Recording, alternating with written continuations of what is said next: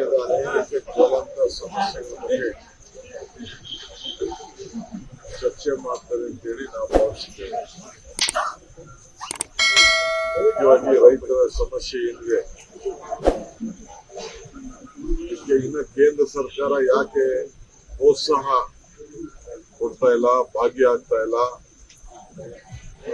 MRP ಹಣ ಯಾಕೆ ಅವ್ರು ಬಿಡುಗಡೆ ಮಾಡ್ತಾ ಇಲ್ಲ, ಕೇಂದ್ರ ಸರ್ಕಾರ ಯಾಕೆ ಖರೀದಿ ಮಾಡ್ತಾ ಇಲ್ಲ, ಕಬ್ಬಿಗೆ ನಾವು ಬೆಲೆ ಜಾಸ್ತಿ ಮಾಡ್ತೀವಿ, ಸಕ್ಕರೆಗೂ ಯಾಕೆ ಜಾಸ್ತಿ ಮಾಡ್ತಾ ಇಲ್ಲ, ಎಲ್ಲ ಕೂಡ ವಿರೋಧ ಪಾರ್ಟಿಯವರು ಚರ್ಚೆ ಮಾಡಬೇಕು, ಕೇಂದ್ರ ಸರ್ಕಾರದ ಮೇಲೆ ಒತ್ತಾಯ ಮಾಡಬೇಕು ಅಂತ ನಮ್ಮೆಲ್ಲರ ಅಭಿಲಾಷೆ ಕೂಡ ಇದೆ. ವಿಶೇಷವಾಗಿ ಉತ್ತರ ಕರ್ನಾಟಕ, ಕಲ್ಯಾಣ ಕರ್ನಾಟಕ ಇಲ್ಲಿ ಏನೇನಾಗಬೇಕು ಅಂತ ಕೇಂದ್ರ ಸರ್ಕಾರದ ಬಾಕಿ ಹಣ ಬಿಡುಗಡೆಗೆ ಒತ್ತಾಯ ಮಾಡಬೇಕು, ರೆಸಲ್ಯೂಷನ್ ಮಾಡಬೇಕು, ಅವರೇ ಮಂಡಿಸಬೇಕು ಅಂತ ನಮ್ಮ ಆಶೆ ಆಗಿದೆ. ಈ ನಿಟ್ಟಿನಲ್ಲಿ ಈ ಅಸೆಂಬ್ಲಿ ಸೆಷನ್ ನಡೀತದೆ ಅಂತೇಳಿ ನಾವು ಭಾವಿಸ್ತೀವಿ.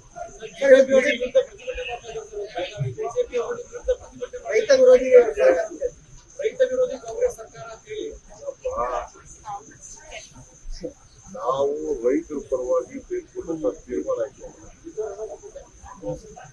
UKP ಇರ್ಬೋದು, ಕಬ್ಬಂದು ಇರ್ಬೋದು, ಮೆಕ್ಕೆಜೋಳ ಇರ್ಬೋದು, ಯಾವ್ದಾದ್ರು ಅವರ ಸರ್ಕಾರ ಕಡೆಯಿಂದ ಬಿಟ್ಟುವಂತ ತೀರ್ಮಾನ ತೆಗೆದುಕೊಂಡಿದ್ರ? ಮೆಕ್ಕೆಜೋಳ ಇಂಥವ್ರಿಷ್ಟು ಖರೀದಿ ಮಾಡ್ಬೇಕು ಅಂತ ಹೇಳಿ ತೀರ್ಮಾನ ತೆಗೆದುಕೊಂಡ್ರೆ, ಕಬ್ಬಕ್ಕೆ ಫ್ಯಾಕ್ಟರಿಗಳೆಲ್ಲ ಪಡ್ಕೋತಾ ಇದ್ದಾರೆ. ಎಲ್ಲ ನಾವೆಲ್ಲ ನ್ಯಾಯಪುರ ಪರಿಸ್ಥಿತಿ ಬಂದಿದೆ, ಮುಚ್ಚೋ ಪರಿಸ್ಥಿತಿ ಬಂದಿದೆ ಅಂತ ಫ್ಯಾಕ್ಟರಿ ಹೇಳ್ತಾ ಇದ್ದಾರೆ. ಈಗ ನೀನು ಇಷ್ಟು ಕೊಡು, ನಾವು ಇಷ್ಟು ಕೊಡ್ತೀವಿ ಅಂತೇಳಿ ಅವ್ರ ಮೇಲೆ ಒತ್ತಾಯ ಆಗ್ತಾ ಇದೆ. ಇದು MRP ಬೆಲೆ ಫಿಕ್ಸ್ ಮಾಡಿದ್ರೆ ಯಾರು? ಕೇಂದ್ರ ಸರ್ಕಾರ. ಸಕ್ಕರೆ ಬೆಲೆ 10 ವರ್ಷದಿಂದ ಜಾಸ್ತಿ ಮಾಡಿಲ್ಲ. ಆ ಫ್ಯಾಕ್ಟರಿಗೆ ಸಹಾಯ ಮಾಡಕ್ಕೆ ಯಾಕೆ ಅವ್ರು ತೀರ್ಮಾನ ಮಾಡ್ತಾ ಇಲ್ಲ? ಆದ್ರೂ ನಾವು ಅವ್ರಿಗೆ ಒತ್ತಾಯ ಮಾಡ್ತಾ ಇದ್ದೀವಿ. ನಿನ್ ಗ್ಲಾಸ್ ಆದ್ರೂ ಚಿಂತೆ ಇಲ್ಲ, ರೈತ ಬದುಕಬೇಕು ಅಂತೇಳಿ ಹೋರಾಟ ಮಾಡ್ಬೇಕಾದ್ದು ರೈತರೆಲ್ಲ, BJP-ಯವರೆಲ್ಲ, ಕೇಂದ್ರ ಸರ್ಕಾರಲ್ಲ. ಇವತ್ತು ಏನಾದ್ರು ಧ್ವನಿ ಇದ್ದೀವಿ ಅಂತಂದ್ರೆ ಇವತ್ತು ರಾಜ್ಯ ಸರ್ಕಾರ ಧ್ವನಿ ಆಗ್ತದೆ. ಬರೀ ಪಾಪ ಅವ್ರಿಗೆ ಏನಿದು ಅಲ್ಲ, ಅವ್ರಿಗೆ ಮಾತಾಡಕ್ಕೆ ಮಾತಾಡ್ತಾರೆ. ಯಾವ ಕುರ್ಚಿ?